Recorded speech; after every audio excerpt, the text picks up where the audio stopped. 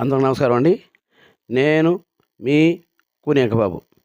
ఈరోజు ఒక ఆసక్తికరమైన విషయంతో మరి వీడియో చేసుకుంటున్నాం. చూశారు కదా, రామ్ చరణ్ చిరంజీవి అయిన వేళ అలాగే న్యూ ఏజ్ మెగాస్టార్ అయిపోయాడండి. ఆ పరంపర అద్భుతమైన విషయం ఏంటంటే, ఒక చిరంజీవి తనైనటువంటి చరణ్ తేజ రామ్ చరణ్ గారు ఈరోజు చిరంజీవిగా కొనియాడబడుతున్నారు. అదే సమయంలో మెగాస్టార్ తనయుడుగా వారసుడిగా పుణికిపుచ్చుకొని న్యూ ఏజ్ మెగాస్టార్గా మన ప్రీతమ ప్రధానమంత్రి మోడీ గారిచే ప్రశంసలు అందుకున్నటువంటి వ్యక్తిగా అరుదైనటువంటి సత్కారం పొందారు. ఇది గొప్ప విషయం. ఈ విషయం అంతా కూడా మొన్న జూన్ 27వ తేదీ జరిగినటువంటి హైదరాబాద్ జరిగినటువంటి శిల్పకళ వేదికలో జరిగినటువంటి పెద్ది విజయోత్సవ సభలో ఈ విషయాలన్నీ ప్రస్తావన రావడం జరిగింది. చిరంజీవి గారే స్వయంగా ఈ విషయాన్ని మనకి చెప్పడం కూడా జరిగింది. అంతకుముందే వీడియోలో ఈ విషయం బాగా వైరల్ అవుతూ వచ్చింది.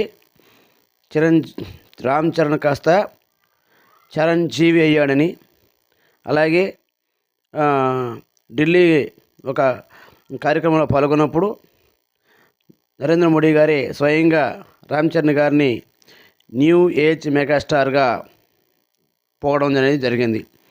ఈరోజు ఎందుకంటే బాక్స్ ఆఫీస్ దగ్గర ఎన్ని అడ్డంకులు, ఇది సాహసోపేతమైన విజయం అండి.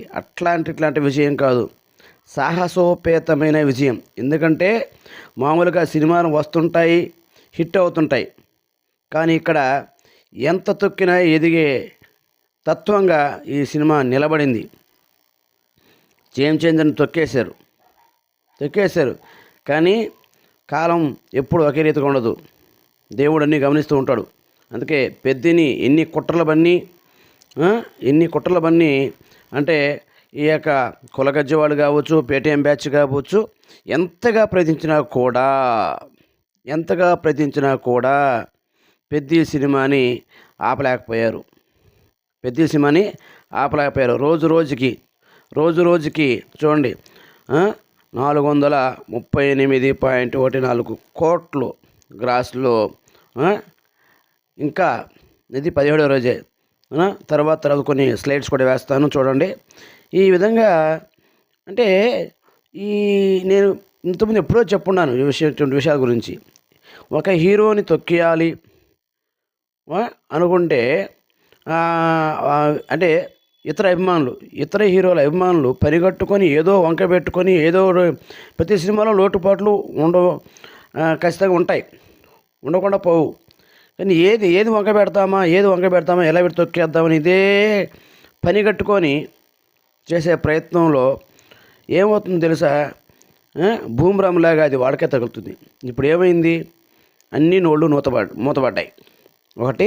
రెండోది, రేపు వాళ్ళ హీరోలు సినిమాలు వచ్చినప్పుడు హీరో గమ్ముండొచ్చు, రామ్ చరణ్ లాంటి వారు, మెగాస్టార్ చిరంజీవి లాంటి వారు గమ్ముండొచ్చు, కానీ అభిమానులు గమ్ముండరు కదా. వాళ్ళకు ఫోన్లు ఉన్నాయి, వాళ్ళలో కూడా వ్యూవర్స్ ఉన్నారు, వాళ్ళలో కూడా ట్రోలర్స్ ఉన్నారు. మళ్ళీ వాళ్ళ పరిస్థితి ఏంది, గమ్ముంటారా, ఊరుకుంటారా? మరి ఎందుకు ఇంత చిన్న లాజిక్ ఎందుకు మిస్ అవుతున్నారో అర్థం కావట్లేదు ఈ యొక్క పేటీఎం బ్యాచ్ గాళ్ళు. అయినా కానీ బాక్స్ ఆఫీస్ని దున్నేశాడు మన రామ్ చరణ్. ఇది ఆషామాషి విజయం కాదండి. ఎందుకంటే చాలా క్లిష్టమైన పరిస్థితుల్లో 1000 కోట్లు కావచ్చు, 2000 కోట్లు కావచ్చు, ఎటువంటి ఆటంకం లేకుండా అందరూ పరిగెట్టుకొని భజన చేసి పైకెత్తిన సినిమాలు ఉన్నాయి. కానీ ఏ ఒక్కరూ రాకుండా, ఏమాత్రం సహకారం అందించకుండా, అందరూ కాళ్ళు కట్టుకొని చేతులు కట్టుకొని గమ్ము కూర్చున్న వేళ కూడా ఎన్నో నెగిటివ్ రివ్యూస్ పేటీఎం బ్యాచ్ వాళ్ళు ఇచ్చినా, ఎంతోమంది ట్రోలర్స్ ట్రై చేసినా ఇటువంటి విజయం రావడం అనేది ఈ మెగాస్టార్ వంశానికే సాధ్యమని నేను అనుకుంటున్నాను. అందుకే ఇప్పటి కూడా సాలిడ్గా కలెక్షన్ తీసుకుని పోతూ ఉంది. ఇది ఆషామాషి వ్యవహారం అయితే కాదు. నిజంగా ఇది పెద్ది సినిమా అంటే కూడా ఒక బ్రాండ్గా ఈరోజు ప్రతి ఇంటిలోనూ ప్రతి చోట కూడా ప్రతి పేరు వినపడుతూ ఉంది, ప్రతి మాట ప్రస్తావనకు వస్తూ ఉంది, ప్రతి సినిమా ఆలోచనకు వస్తూ ఉంది. చూడండి, అంతర్గతంగా ప్రతి ఒక్కరు కూడా ఎవరైనా చెప్పినా పని కట్టుకొని వెళ్ళి సినిమా చూశారు. హాల్లోకి వెళ్ళి చూశారండి. హాల్కి వెళ్ళి చూశారు. ఈ బాలీవుడ్ వాళ్ళు అని వాళ్ళు కూడా ఎన్నో నీతులు చెప్పారు. ఎన్నో నీతులు చెప్పారు. కానీ ఆ నీతులన్నీ వాళ్ళకే దెబ్బ కొడుతుంది. ఎందుకంటే వాళ్ళు తీసే సినిమాల్లో ఉండేదే హింస, అశ్లీలం తప్ప నాకు తెలిసి కంటెంట్ ఎక్కువ సినిమాలో కనిపించదు.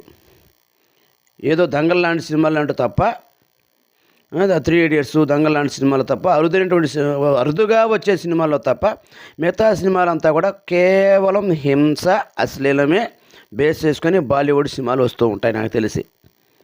కానీ ఇటువంటి చక్కని సినిమాని వంకలు పెట్టి అశ్లీలం ఉంది, లేదంటే ఇంకోటి అని చెప్పేసి కారణాలు ఎత్తుక్కొని ఏదో పడగొట్టాలా, ఏదో ఒకటి చేయాలనే ఉద్దేశంతో చేసిన వాళ్ళ ప్రయత్నాలన్నీ ఒమ్ము అయినాయని ఖచ్చితంగా చెప్పొచ్చు. అయినాయి కూడాను. అందుకే ఈరోజు మెగా బ్లాక్ బస్టర్గా ఈరోజు నిలిచింది. అందుకని దీన్ని పురస్కరించుకొని మన గ్రాండ్ ఫంక్షన్ కూడా జరిగింది. ఆ సందర్భంగానే మన చిరంజీవి గారు దీన్ని ఈ విషయాలని ప్రస్తావనకు రావడం జరిగింది. ఈ నేషనల్ అవార్డు వస్తుందో రాదో కానీ ఇది దానికి చాలా తతంగా ఉంటుంది. అందరికీ తెలుసు ఆ విషయం. పైగా చెప్పుకోవాల్సిన విషయం కూడా, పైకి చెప్పాల్సిన అవసరం కూడా లేదు, అందరూ తెలుసు. కానీ న్యూ ఏజ్ మెగాస్టార్గా తయారయ్యాడు. రామ్ చరణ్ కాస్త చిరంజీవి అయినాడు. ఈ సందర్భంగా ఆ మెగా ఫ్యామిలీకి నా అభినందనలు.